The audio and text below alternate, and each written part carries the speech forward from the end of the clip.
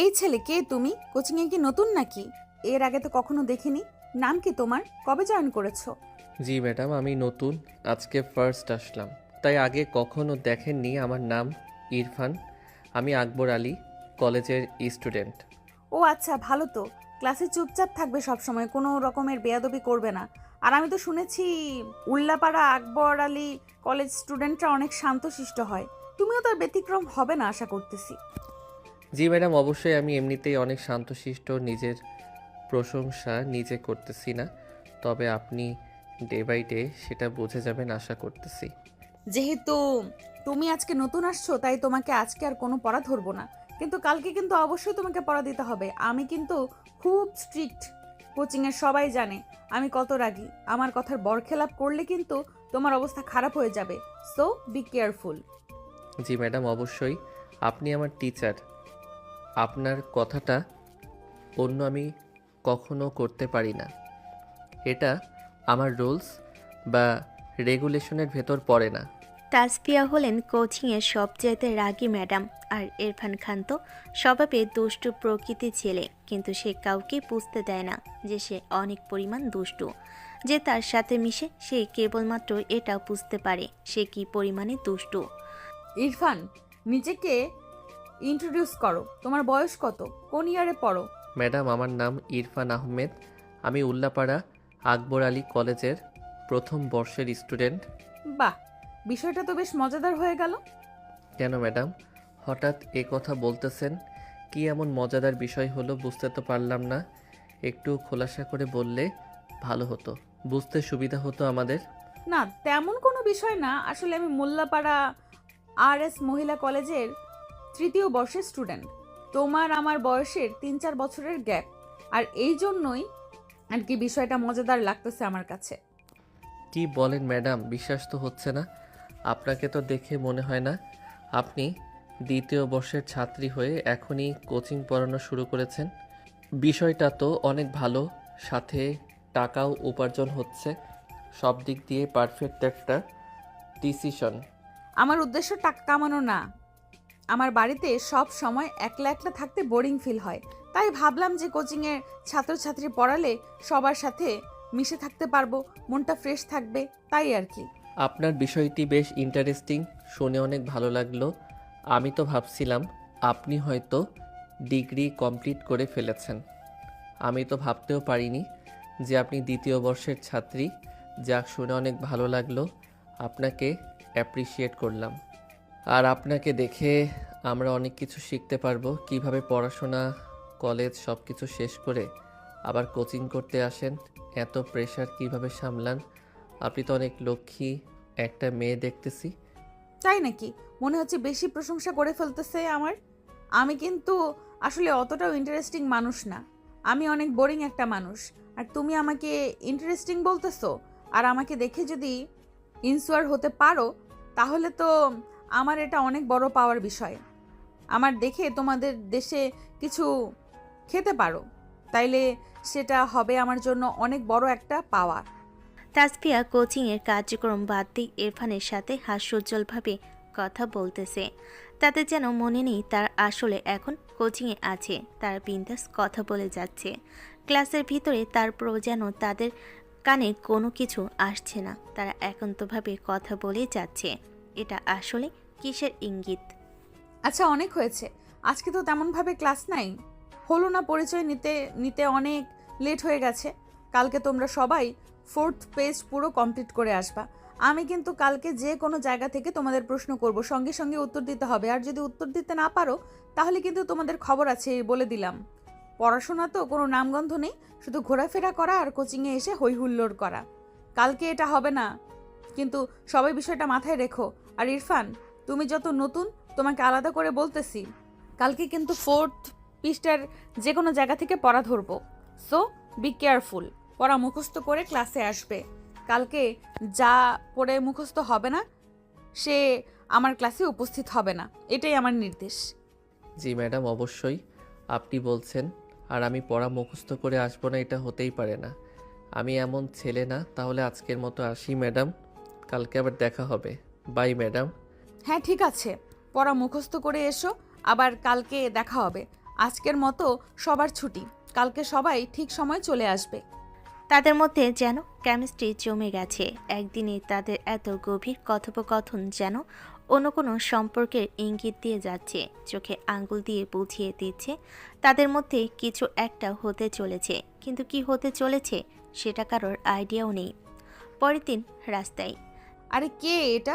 ইরফান নাকি? কেমন আছো তুমি? দেখো কি সৌভাগ্য, আজকে রাস্তায় দেখা হয়ে গেল। তাহলে চলো দুজনে একসাথে কথা বলতে বলতে কোচিংয়ে যাই।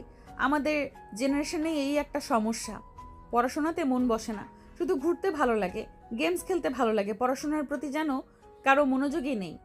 তোমারও কি সেম একই ঘটনা ঘটলো নাকি? আসলে ম্যাডাম কি আর বলবো, আমিও বলতে পারেন ওই একই ধরনের লোক। পড়াশোনা করতে ভালো লাগে না, গেমস খেলতে ভালো লাগে, ঘোরাফেরা করতে, বন্ধুদের সাথে আড্ডা দিতে অনেক ভালো লাগে। পড়াশোনাতে মন বসে না, তারপরও চেষ্টা করতেছি পড়াশোনায় মন দেওয়ার। আর এখন তো পড়াশোনায় অবশ্যই মন বসবে না, বসে কোথায় যাবে? কি বলো, গেমস খেলতে এত ভালো লাগে? তোমার ছেলেদের তো এটাই স্বভাব, শুধু বন্ধু বান্ধবদের সাথে ঘুরে বেড়ানো, ঘোরাফেরা ছাড়া যেন তারা কিছুই বোঝে না। আর কি এমন হলো হঠাৎ যে ঘোরাফেরা আছে, তোমার পড়াশোনায় এত মনোযোগ বসলো, বিষয়টা তো বুঝলাম না। একটু খোলাসা করে বলো তো শুনি। অনেক কৌতূহল আছে বিষয়টা শোনার। নাকি পার্সোনাল কিছু ভাবে বলার দরকার নেই?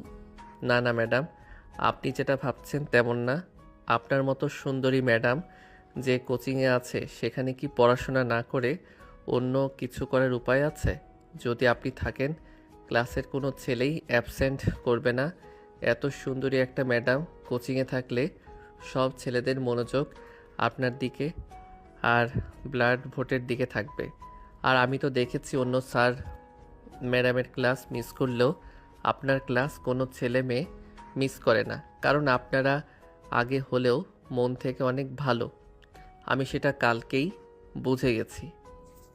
তাই বুঝি? তা ক্লাসের সবাই আমার জন্য ক্লাস করে সেটা তোমাকে কে বলেছে? নাকি শুধু তোমার নিজের কথাই বলতেছো, অন্যদের ফাঁসিয়ে দিচ্ছ? এটা কিন্তু করা যাবে না, নিজের কথা নিজে বলতে হয়, শুধু শুধু অন্যদের ফাঁসিয়ে দিও না, বুঝেছো? আর আমি এমন কেউ না যে আমার জন্য তোমরা সবাই ক্লাস করো। মনোযোগটা আমার দিকে না দিয়ে ক্লাসের দিকে দিলে সেটা বরং তোমাদের জন্য অনেক ভালো হবে। সামনে কিন্তু পরীক্ষা, সে কথা কি মাথায় আছে? হ্যাঁ ম্যাডাম, পরীক্ষার কথা তো অবশ্যই মাথায় আছে। পরীক্ষার কথা মাথায় না থাকলে তাইলে কি কোচিং ঘুরতে আসতাম? আর আমি আপনার চেয়ে অনেক ছোট, আপনাকে আমি ফ্লার্টিং করব এত বড় সাহস আমার এখনও হয়নি। আমার পরিবার আমাকে এই শিক্ষা দেয়নি। আমি তো কেবল মাত্র আপনার সাথে একটু দুষ্টামি করতেছি, এর চেয়ে বেশি কিছু না। প্লিজ আমার কোনো কথায় আপনি কষ্ট পাবেন না বা রাগ করবেন না। আসলে কথা বলতে বলতে স্লিপ টান হয়ে গেছে, সেটা বুঝতে পারিনি। আরে ব্যাপার না, আমি কিছু মনে করিনি। তুমি যদি দুষ্টুমি করতে পারো, আমি করতে পারবো না? আর হ্যাঁ, ভালো কথা, আজকের পড়া মুখস্থ করে আসছো তো, নইলে কিন্তু খবর আছে। দুষ্টুমি তো খুব পারো, দেখবো আজকে পড়াশোনাটা কেমন ভাবে। সো ক্লাসে ঢোকার আগে প্রিপারেশনটা ভালোভাবে নিয়ে নিও। জি অবশ্যই, আমি সবসময় ক্লাসের পড়া পড়ে আসার চেষ্টা করি, আজকে তার ব্যতিক্রম হবে না। আর আপনি বলছেন না পরে আসতে পারি? তাসফিয়া এবং ইরফান কথা বলতে বলতে ক্লাসের সামনে চলে এসেছে। ইরফান বাইরে দাঁড়িয়ে রইল আর ম্যাডাম রেস্টরুমে চলে গেল। কিছুক্ষণ পরই তো দেখলাম শুরু হবে ইরফানের তার বন্ধুদের সাথে দেখা। কী রে বন্ধু, কি ব্যাপার? একদিন হলো না কোচিং শুরু করেছিস, আর এর মধ্যে কি ম্যাডামকে পটিয়ে ফেললি নাকি? হ্যাঁ, সত্যি করে বলতো মামা, ব্যাপারটা কি? হ্যাঁ, আরে তোরাও না কী সব বলিস না, কিছুই আটকায় না তোদের মুখে। আর পটিয়েছে মানে এটা কেমন কথা বললি? বন্ধু, উনি আমার ম্যাডাম হন, ওনার ব্যাপারে এমন কথা কিন্তু বলা উচিত না। তাই না বলার সঙ্গে সঙ্গে এরকম টান লেগে গেল, বুঝতে পারলাম না। তাহলে বিষয়টা মনে হয় সত্যি। আর কোনো বইয়ে লেখা আছে যে ম্যাডামের সাথে প্রেম করা যাবে না, ম্যাডামকে লাইন মারা যাবে না? কোথাও তো লেখা নেই, তাই না? আর ম্যাডাম তো তোর চেয়েও বয়সে বেশি একটা বড় না, খুব হলে 2-3 বছরের একটা গ্যাপ আছে। এটা কোনো বিষয় হলো, হতেই তো পারে। আর আমাদের আন্দাজ কখনো ভুল হয় না। ধুর, তোরা এসব কী যে বলতেছিস না, মাথায় কাজ করে না। উনি হলেন আমার ম্যাডাম, আমাদের শিক্ষিকা। আর হ্যাঁ, উনি হয়তো অনেক ইয়াং, তার মানে এই না আমি তার সাথে প্রেম করব বা তোদের বাসায় যেটা বললে লাইন মারবো, এমন কিছুই না। এটা শুধু তোদের বোঝার ভুল। আর তোরা তো সবসময় নেগেটিভ মাইন্ড নিয়ে বসে থাকিস। ঠিক বলছি না মামা, বলতো? তোমাকে আমি চিনি বন্ধু, তুমি যে কতটা আবেগপ্রবণ সেটা আমি খুব ভালো করে জানি। তুমি যে কি করতে পারো না পারো সেটা ভালো করে জানি। একবার ম্যাডামের প্রেমে হোঁচট খেয়ে পড়লে তোমাকে আর সোজা করে দাঁড় করিয়ে রাখা যাবে না বন্ধু, সেটা আমরা সবাই খুব ভালো করেই জানি। তাদের এই কথোপকথনের মধ্যে সবাইকে ক্লাসের জন্য রুমে ডাকতেছে। ইরফান ও ইরফানের বন্ধুরা কথোপকথন শেষ করে ক্লাসের ভিতর ঢুকে গেল। গুড মর্নিং, সবাই কেমন আছো? Good morning madam. আলহামদুলিল্লাহ, আমরা সবাই অনেক ভালো আছি। আপনি কেমন আছেন? আমি অনেক ভালো আছি। তা কালকে যে তোমাদের পড়া দিয়েছিলাম সবাই মুখস্থ করেছো তো? আর এই যে মিস্টার ইরফান, কালকে তো বলেছিলেন লাস্ট বেঞ্চে, আজকে হঠাৎ ফার্স্ট বেঞ্চে বসে বলছেন। ওরা কি খুব ভালোভাবে মুখস্থ করে আসছেন নাকি? তার জন্য অ্যাটেনশন পেতে সামনে বসেছেন? হ্যাঁ, আসলে না ম্যাডাম, যেমনটা ভাবছেন বিষয়টা তেমন না। রুমে ঢোকার পরে ফার্স্ট বেঞ্চে জায়গা পেয়েছি, তাই ফার্স্ট বেঞ্চে বসছি। ও আচ্ছা, বসেছো ভালো কথা। পড়াতে সময় যেন আনতাম তা করো না। আমি তো শুনেছি কিউট ছেলেরা নাকি পড়াশোনা তেমন একটা পারে না। তুমি তো দেখতে মাশাল্লাহ অনেক কিউট। আমার মনে হচ্ছে না তুমি পড়া দিতে পারবে। কি বলেন আপনি? যেমনভাবে বলছেন আমাকে আমি অনেক কিউট, একটু বাড়িয়ে বলছেন। হয়তো আসলে আমি অত কিউট না। যদি কিউট হতাম তাহলে আজকে পাশ্চাত্য ৫-৭টা প্রেম করে ফেলতাম। কিউট নই, চেহারা ভালো না, তাই আজ পর্যন্ত একটা প্রেম করতে পারিনি। বিষয়টা হতাশাজনক না? তার উপর আপনি আমাকে কিউট বলতেছেন। খুব হাসি পাচ্ছে আপনার কথাটা শুনে। ওরে বাপরে, প্রেম করার এত শখ তোমার? প্রেম কিন্তু মোটেও ভালো জিনিস না। আর তুমি কি জানো, কিউট ছেলেদের দিয়ে কখনো প্রেম হয় না। তারা কখনো কোনো মেয়েকে প্রপোজ করতে পারে না। কিন্তু কিউট ছেলেদের মেয়ে নিজেরাই এসে প্রপোজ করে, তাদের অ্যাটেনশন নিতে চায়। তো তোমার ক্ষেত্রেও আমার মনে হচ্ছে সেটাই হতে পারে। আর আমার তো বিশ্বাসই হচ্ছে না যে তুমি এখনো সিঙ্গেল আছো। প্রেম করার শখ না থাকে বলুন? আমার ছিল, বাট সাহস হয় না একটা মেয়েকে প্রপোজ করার। অত বড় কলিজা এখনও আমার হয়ে ওঠেনি। আমাদেরও কেউ কখনো প্রপোজও করেনি, প্রেমের একটা লেটার দেয়নি। প্রেমের আশা বাদ দিয়ে দিছি। এসব আমার দ্বারা হবে না। আমার চেহারা অতটা ভালো না যে আমাকে কোনো মেয়ে সে প্রপোজ করবে। আর সিঙ্গেল নাকি মিঙ্গেল এটা বিশ্বাস করাতে এখন আমার কি করতে হবে বলুন? কপালের সাথে লেখা থাকলে অবশ্য ভালো হতো, কিন্তু আসল সত্যিটা হলো আমি একটা পিওর সিঙ্গেল ছেলে। তাসফিয়া ইরফানের সাথে এমন খুনসুটি অন্য কিছুর ইঙ্গিত দিচ্ছে। ক্লাসের সবার সাথে হাস্যোজ্জ্বলভাবে কথা বলতেছে তাসফিয়া ম্যাডাম। এর আগে কখনো এমন হাস্যোজ্জ্বল ভাবে তাসফিয়াকে দেখেনি কেউ। তাদের কথোপকথনের মধ্য দিয়ে ক্লাসের শেষ সময় হয়ে এলো। ইরফান, আমার জন্য একটু বাইরে ওয়েট করো, আমি আসতেছি। ৫-১০ মিনিট লাগবে। তুমি বাইরে গিয়ে দাঁড়াও, আমি দ্রুত আসতেছি। একসাথে যাব, কিছু কথা আছে তোমার সাথে। ঠিক আছে ম্যাডাম, আপনি আসেন, আমি বাইরে দাঁড়িয়ে আছি। সমস্যা নেই, আপনার কাজ আপনি সেরে আসেন। কী ব্যাপার বন্ধু, আমি বলেছিলাম না যে তোমার সাথে তাসফিয়া ম্যাডামের কিছু একটা চলছে? বিশ্বাস হলো তো? এখন তা না হলে আমাদের কখনো কাউকে এমনভাবে বললো না, আর তোমাকে আজকে দাঁড়াতে বললো, একসাথে যাওয়ার কথা বললো। এটা তো মাম্মা একটা সম্পর্কের ইঙ্গিত দিচ্ছে। সেটা হলো প্রেম, আমার প্রেম। তোরা পারিস মুখে যা আসে তাই বলে যাস। আমার সাথে অন্য কোনো কথা থাকতে পারে নাকি? পড়াশোনার বিষয় হোক বা আদার্স কোনো বিষয়। কিন্তু তোরা যেটা ভাবছিস সেটা কিন্তু কখনোই সম্ভব না। সেটা তো নিজেও ভালো করে জানিস। আমাদের মধ্যে প্রেম কখনোই সম্ভব না, কারণ সে আমার অনেক সিনিয়র একজন মানুষ। বুঝি বন্ধু, আমরা সবই বুঝি।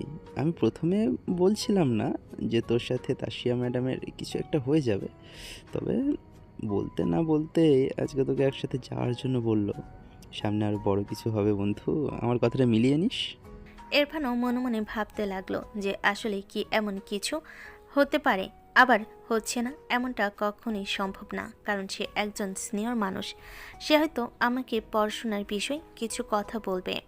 ইরফান, যার তো এখনো দাঁড়িয়ে আছো? আমি তো ভাবলাম তুমি চলেই গেছো। 10 মিনিটের কথা বলে 20 মিনিট হয়ে গেল। আমি তো ভাবছি তুমি চলে গেছো। যাক, তুমি যে এখনো আছো অনেক ভালো লাগলো। তোমার সাথে কিছু গুরুত্বপূর্ণ কথা আছে। চলো যেতে যেতে কথাগুলো বলি। ম্যাডাম, কি এমন কথা আছে আমার সাথে? বিষয়টা আমি বুঝতে পারতেছি না। আমি কি কোনো বেয়াদবি বা ভুল করে ফেলছি আপনার সাথে? একটু যদি খোলাসা করে বলতেন তাহলে মন থেকে সংসারটা নেমে যেত। অনেক ভয় ভয় লাগতেছে আমার। না জানি কিছু ভুল হয়ে গেছে নাকি আমার দ্বারা। আরে না, তেমন কিছুই না। তুমি যেটা ভাবছো তেমন কিছুই হয়নি। আসলে তোমার সাথে কিছু গুরুত্বপূর্ণ কথা আছে তো। আসলে আমি বলতে চাচ্ছিলাম, কিছুদিন পর তো সব কলেজ থেকেই ছুটি হয়ে যাবে এবং 10-12 দিনের মতো ছুটি থাকবে। তো এই সুযোগে তুমি কোথাও একটা ঘুরে আসা যাক। ঘুরে আসলে মন মানসিকতাটা সব ঠিক হয়ে যায়। সব সময় তো পড়াশোনা করলে হয় না, একটু রিফ্রেশমেন্টের দরকার আছে। তাই বলছিলাম আমরা সবাই মিলে ঘুরে আসি। ঘুরে আসলে মনটা ভালো হয়ে যাবে। কি বলেন ম্যাডাম? কোথায় ঘুরতে যাবেন? কে কে যাবে আমাদের সাথে? কোচিংয়ে সবাই যাবে নাকি? না না, কোচিংয়ের সবাই যাবে কেন? কোচিংয়ের সবাই গেলে তো একটু অবস্থা পড়ে যাবে। সবার সাথে যাওয়া যাবে না। আমরাই পার্সোনালি কয়েকজন গিয়ে ঘুরে আসি। আমরা? মানে আমাদের সাথে আর কে কে যাবে? যেহেতু কোচিংয়ের কেউ যাচ্ছে না, তো আর তো কাউকে দেখতে পারতেছি না একসাথে ঘুরতে যাওয়ার। আপনার কাছের কেউ যাবে নাকি? আপনার সাথে মতো তেমন কেউ নেই যে ওর থেকে নিয়ে যাব। আমার কোনো গার্লফ্রেন্ড নাই। আরে না, আমার আবার কাছের কে থাকবে বলো? আমার কখনো প্রেম হয়নি, আর হবে বলেও মনে হয় না। বলতে চাচ্ছি যে আমি, তুমি আর তোমার একজন বেস্ট ফ্রেন্ড, আমার একটা বান্ধবী আছে। আমরা 4জন মিলে চলো ঘুরে আসি। অনেক মজা হবে, আনন্দ হবে, মন মানসিকতা একটু রিফ্রেশমেন্ট হবে। তাই বলতেছি চলো ঘুরে আসি। অবশ্য তোমাকে জোর করতেছি না। যদি তুমি যাও তাহলে চলো, আমরা ঘুরে আসি সবাই মিলে। আর যদি ঘুরতে না যেতে চাও তাহলে কোনো সমস্যা নেই। আমি তো একা একা যাব না, তাই তোমাকে বললাম। আচ্ছা ঠিক আছে ম্যাডাম, আপনি যখন বললেন আমি বিষয়টা ভেবে দেখতেছি। বাড়িতে আব্বুকে বলতে হবে, আম্মুকে বলতে হবে, আর বেস্ট ফ্রেন্ডের কথা বললেন, আমার বন্ধুর সাথে কথা বলতে হবে। বলে দেখিও কি বলে। যদি সব ঠিকঠাক থাকে তাহলে ইনশাল্লাহ যাব আমি। আমার কোনো সমস্যা নাই। আপনাকে রাতে ফোন দিয়ে জানাবো আমি। তোমার কথা শুনে অনেক ভালো লাগলো।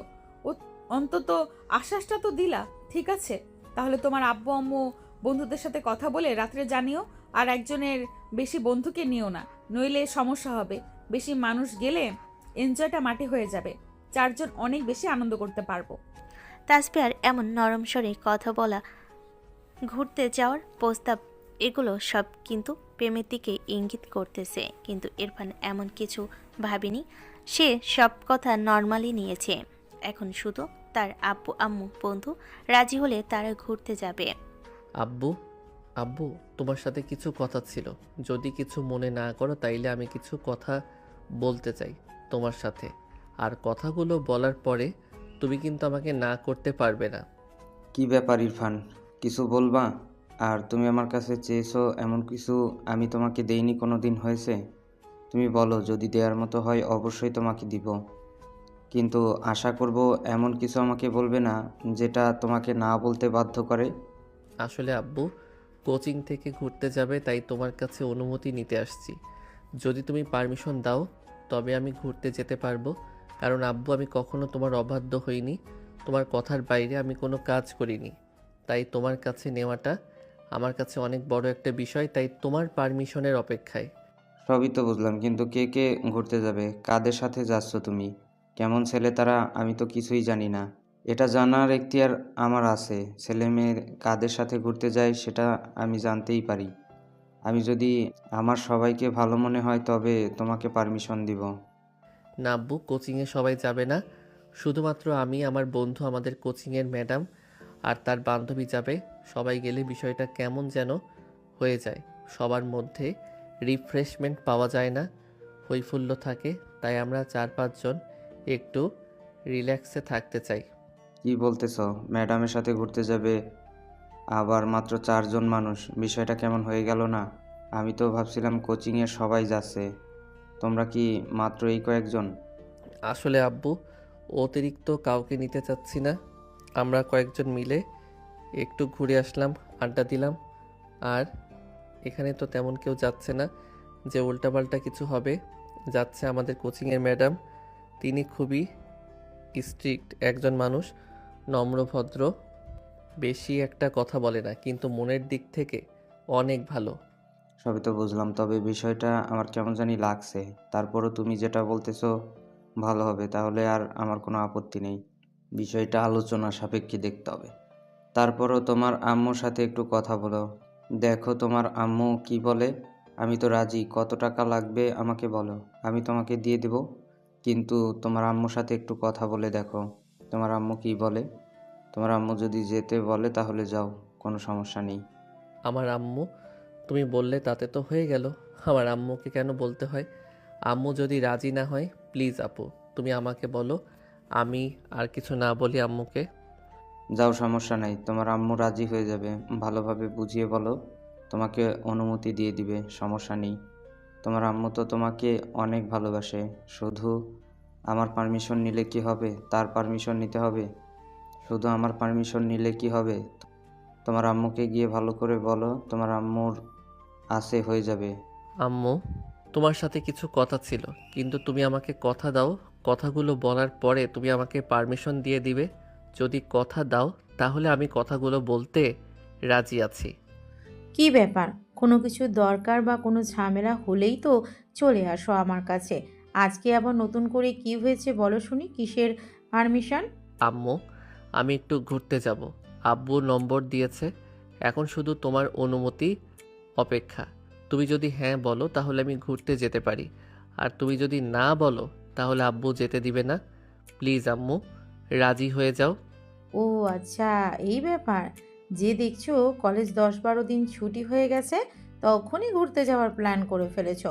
পড়াশোনা কিছু নেই নাকি? ছুটির সময় একটু পড়াশোনা করলেও তো পারো।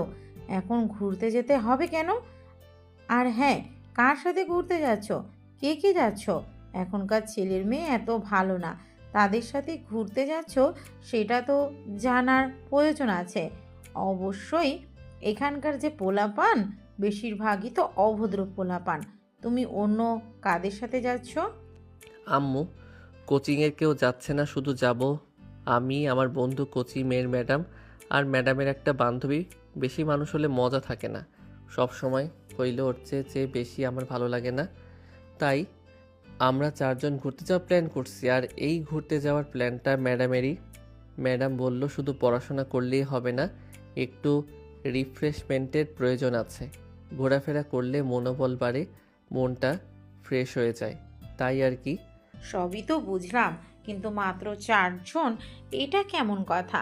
আমি তো ভাবছিলাম কোচিংয়ের সবাই জানে, কিন্তু মাত্র 4 জন, এমন তো কখনো শুনিনি। ম্যাডাম ঘোরার প্ল্যান করে। ম্যাডাম যেহেতু বলছে, তাহলে তো ভালোই হবে। ম্যাডাম তো আর তোমাদের খারাপ চাইবে না। কিন্তু কোথায় ঘুরতে যাচ্ছ? বেশি দূর কিন্তু যাওয়া যাবে না। কোথায় যাচ্ছ সেটাই তো এখনো বললে না। আসলে আম্মু, ঘুরতে যাওয়ার লোকেশনটা এখনও ঠিক হয়নি, কারণ আমরা তো এখনও পারমিশনই পাইনি ঠিক মতো। আগে পারমিশন পাই, পরে তো লোকেশন ঠিক হবে। আমি তো পারমিশন পেয়ে গেলাম, এখন শুধু আমার বন্ধুর পালা। তো পারমিশন পেয়ে যায়, তাই কালকে ডিসকাশন করব কোথায় ঘুরতে যাওয়া যায়। আর বেশি দূর একটা যাওয়ার কথা না বলে গেলে কি সমস্যা আছে? তো করার কোনো জায়গা নেই, দূরে গেলে ভালো হয়। দেখছো তোমার ছেলে কি বায়না ধরেছে, সে নাকি ঘুরতে যাবে। কি যাক, ঘুরে আসুক। সারাদিন রাতে বাড়িতে বসে থাকে, পড়াশোনা বাড়ি পড়াশোনা বাড়ি, একটু ঘোরাফেরা করলে শরীর মন দুটা ভালো হয়ে যায়। তো যাক, সমস্যা নেই। আর যাচ্ছেও তো খারাপ কোনো পোলাপানের সাথে না, শুধু যাবে ম্যাডাম, ওর একটা বন্ধু, আর ম্যাডামের নাকি একটা বান্ধবী যাবে। তাই বেশি কিছু আর বলিনি। এটা একদম ঠিক কথা বলেছো তুমি। বেশি কেউ যাচ্ছে না, শুধু কোচিংয়ের ম্যাডাম, ম্যাডামের এক বান্ধবী, তোমার ছেলের একটা বন্ধু। তাই আমি আর বেশি কিছু বলিনি। ওকে যেতে চাচ্ছে, গিয়ে একটু ঘুরে আসো। না আম্মু, কি বলতেছো এগুলো? ওখানে থাকবেন আমার ম্যাডাম, ম্যাডামের বান্ধবী, আমি, আমার বন্ধু, এর মধ্যে আমার ছোট ভাই গেলে বিষয়টা একটু অন্যরকম হয়ে যায়। সবাই তো মন খুলে কথা বলতে পারবেন না, আর ও তো আমার ছোট, তাই ওকে না নেওয়া ভালো। নাকি আব্বু, তুমি কি বলো? আমার এটাই ভালো মনে হচ্ছে, ছোট ভাইকে না নাই ভালো হবে, কারণ ওখানে থাকবে আমার ম্যাডাম, আমার বন্ধু, ম্যাডামের বান্ধবী। সেখানে গিয়ে ও কী করবে? ওর ওখানে তো কোনো কাজ নেই, ও কারোর সাথে মন খুলে কথা বলতে পারবে না, ওর নিজের কাছে খারাপ লাগবে তখন, কারণ ওখানে ওর সবাই সিনিয়র থাকবে, ওর সমবয়সী কেউ থাকবে না, সো ওকে না নেওয়াই ভালো হবে। ইরফান ঠিক বলেছে। সাজিদ হচ্ছে ছোট, ও ওদের মধ্যে গিয়ে কি করবে? বাসায় থাক, ওখানে গিয়ে সবাই বড়, ওখানে গিয়ে ঠিকমতো মঙ্গল কথাও বলতে পারবে না, তখন ওরা আরও অনেক খারাপ লাগবে, তাই না যাওয়াই ভালো। ইরফান একাই গিয়ে ঘুরে আসুক আর সাজিদ বাড়িতে থাকুক। তোমাদের অনেক অনেক ধন্যবাদ আম্মু আব্বু আমাকে ঘুরতে যাওয়ার পারমিশন দেওয়ার জন্য। আমি অনেক এক্সাইটেড ঘুরতে যাওয়ার জন্য। অনেক দিন হলো দূরে কোথাও ঘুরতে যাই না। অনেক ভালো লাগছে। তোমাদের অনেক অনেক ধন্যবাদ। ইরফান প্রচণ্ড পরিমাণে হ্যাপি আজকে, কারণ সে ঘুরতে যাওয়ার অনুমতি পেয়ে গেছে। এখন শুধু পোহর গোনার অপেক্ষা, আর 2-1 দিন পরই তারা ঘুরতে যাবে। এখন শুধু তার বন্ধু রাজি হলে তাদের শুরু হবে কোথায় যাবে, কোথায় থাকবে। হ্যালো বন্ধু, কই আছিস এখন তুই? তোর সাথে কিছু কথা ছিল। বন্ধু বল, আমি এখন বাড়িতে ঘরের বন্ধু বল, আমি এখন বাড়িতে ঘরের ভিতর শুয়ে আছি। কি বলবি বল, ফ্রি আছি, সমস্যা নেই। আমরা তো ঘুরতে যাওয়ার প্ল্যান করছি, তবে কিন্তু বন্ধু যেতে হবে না, না করিস না প্লিজ বন্ধু।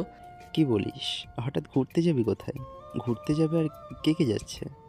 সকালে কোচিং থেকে আসলাম তখন তো কিছু বললি না, এখন হঠাৎ ফোন দিয়ে বলছিস কখন করলে প্লেয়ার, কিছু তো জানতেই পারলাম না। আসলে বন্ধু প্ল্যানটা আসলে আমার না, প্ল্যানটা করছে ম্যাডাম। ম্যাডাম বলল যে 10 বার কিন্তু ছুটি আছে, তো চলো দূরে কোথাও ঘুরে আসি। অনেক দিন হলো কোথাও ঘুরতে চাই না, গেলে অনেক ভালো লাগে, মন মেজাজ ফ্রেশ হয়ে আসবে। আর সত্যি তো অনেক দিন ধরে ঘুরতে চাই না, চলো না বন্ধু ঘুরে আসি। এত এমার্জেন্সি বললে কিভাবে সম্ভব বল, টাকা পয়সার ব্যাপার আছে তো, বাড়িতে অনুমতি নিতে হবে, একটু তো সময়েরও ব্যাপার। এত এমার্জেন্সি করলে কিভাবে হবে বল? আর আমি তোকে বলছিলাম না মামা, ম্যাডাম আর তোর কিছু একটা হতে চলেছে। দেখলে তো, ধীরে ধীরে সব কথাই আমার মিলে যাচ্ছে। আজকে ঘুরতে যাওয়ার কথা বলেছে, আর কাউকে কিন্তু বলেনি, শুধুমাত্র তোকেই বলেছে। কেন বলেছে তুই সেটা কি বুঝতে পারছিস না? সামনে আরও বড় কিছু হবে মামা, অপেক্ষায় থাক। আমার কথা সব অক্ষরে অক্ষরে মেলে দেখে নিস, তুই আমার কথা কখনো মিথ্যে হয় না। কী সব বলেছে বন্ধু, সেসব পরে দেখা যাবে, এখন তুই বল ঘুরতে যাবে কি না। আর তুই না করলেও কিন্তু তোকে আমি জোর করে নিয়ে যাব আমার তরফ থেকে। আমি আর তুই যাব, আর ম্যাডামের বান্ধবী যাবে, 4 জনের বেশি যাবে না। আর কোচিংয়ের কাউকেই নেওয়া যাবে না, গেলে হই হুল্লোড় হবে, আর আমার বেশি চেঁচামেচির ভিতর থাকতে মন চায় না। তাই আমরা কয়েকজন গেলে সময়টা অনেক ভালো কাটবে, সবাই মিলে আড্ডা দেওয়া যাবে, ঘোরাঘুরি করা যাবে। এটা অবশ্যই তুই একটা সত্যি কথা বলেছিস, কোচিনের সবাইকে নিয়ে গেলে পুরো বাজার বানিয়ে ফেলবে। 4-5 জন গেলে ঘুরে মজা পাওয়া যাবে, আড্ডা দিয়ে মজা পাওয়া যাবে, ঘুরে মনে শান্তি পাওয়া যাবে, সব দিক দিয়ে পারফেক্ট হবে। কিন্তু আমি একটা জিনিস বুঝতে পারছিলাম না, এত মানুষ বাদ দিয়ে তোকে কেন ম্যাডাম ঘুরতে যাওয়ার অফার করলো? আমার বিষয়টা এখনও মাথার ভিতরে ঘুরপাক খাচ্ছে। কিছু তো একটা চক্কর চলছে বন্ধু, সেটা আমি বেশ ভালো করেই বুঝতে পারছি। আর তুমি এখন না বুঝলেও কিছুদিন পর বোঝা যাবে আমার কথাটা, তুই মিলিয়ে নিস। আর কথাগুলো মিলে গেলে আমাকে টিট দিতে হবে জ্বালা, তুই যদি আমাকে টিট না দিস তাহলে তোর কিন্তু খবর আছে। আচ্ছা ঠিক আছে, পরের কথা পরে বলিস। তোর কথা যদি আসলেই সত্যি হয়ে যায় তাহলে অবশ্যই তোকে আমি ট্রিট দিব, যা খেতে চাস তাই খাওয়াবো। তবে এটা কখনোই হবে না বন্ধু, তুই শুধু শুধু এমন কথা বলতেছিস। এমন কিছুই হবে না, ম্যাডাম জানে তার আর আমার বয়সের অনেক গ্যাপ, সে কখনো এটা চাইবে না যে তার সাথে আমার সম্পর্ক হোক। এটা ভাবতে কেমন লাগে শালা, তুই কি সব ভাবিস?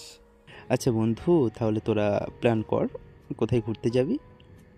আমি আছি, সমস্যা নেই, শুধু একটু টাকা পয়সা নিয়ে সমস্যা, আর বাড়িতে ওটা ম্যানেজও হয়ে যাবে, সমস্যা নেই। আমার জন্য কিছু বাড়তি টাকা নিয়ে যাই, যদি প্রয়োজন হয় তাহলে নির্ভর, যদি না প্রয়োজন তাহলে আর লাগবে না, কিন্তু ব্যাকআপ হিসেবে রেখে দিস, কারণ ম্যাডাম যাচ্ছে, মান সম্মান তো কিছু থাকবে না। সো তোকে আগেই বলে রাখলাম, কথাগুলো মাথায় রাখিস। আর ঘুরতে গেলে মজা তো অবশ্যই হবে, অনেকদিন পর দূরে কোথাও ট্যুর দেবো, বেশ এক্সাইটেডমেন্ট। ইরফানের আব্বু আম্মু পারমিশন দিয়ে দিয়েছে, এদিকে তার বন্ধুও যেতে রাজি হয়ে গেছে। তারা ঘুরতে যাওয়ার প্ল্যান করতে বাকি এখন শুধু কিন্তু আসলে সামনে কি হতে চলেছে সেটা আসলে কেউ আন্দাজ করতে পারছে না। হয়তো ভালো কিছুই হবে, কিন্তু কি হবে সেটা কেউ জানে না। হ্যালো ইরফান, তো কি করলা? বাড়িতে কথা বলেছো? তুমি কিছুই তো জানালে না আমাকে। আমি অপেক্ষায় আছি, কিন্তু তুমি আমাকে ফোন করে কিছুই জানালে না। যাবে কি যাবে না কিছুই তো বলতেছো না। আমি আপনাকে ফোন দিতে যাচ্ছিলাম, এর মধ্যে আপনার ফোন দিয়েছেন। খুশির সংবাদ ম্যাডাম, আমার বাড়ি থেকে পারমিশন দিয়ে দিয়েছে।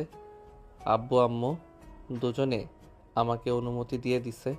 পরে বন্ধুর সাথে কথা বললাম, ওর সাথে অনেক কথা বলার পরেও রাজি হয়েছে।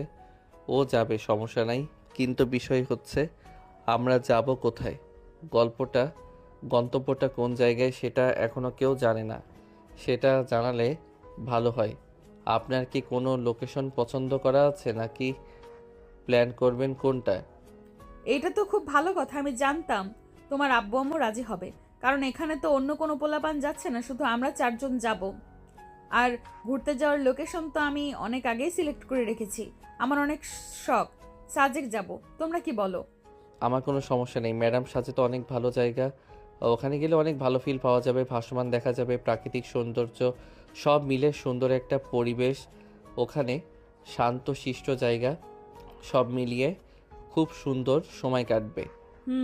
তুমি একদম ঠিক কথাই বলেছো। এই জন্যই তো আমি সাজেক সিলেক্ট করেছি, কারণ অনেক দিন যাবৎ আমার সাজেকে যাওয়ার ইচ্ছা, কিন্তু হাতে যাওয়ার মতো কেউ নেই, তাই এতদিন যেতে পারিনি। কিন্তু এবার স্বপ্নটা পূরণ হতে চলেছে, অনেক ভালো লাগতেছে। অবশ্যই মনে হচ্ছে স্বপ্নটা পূরণ হবে।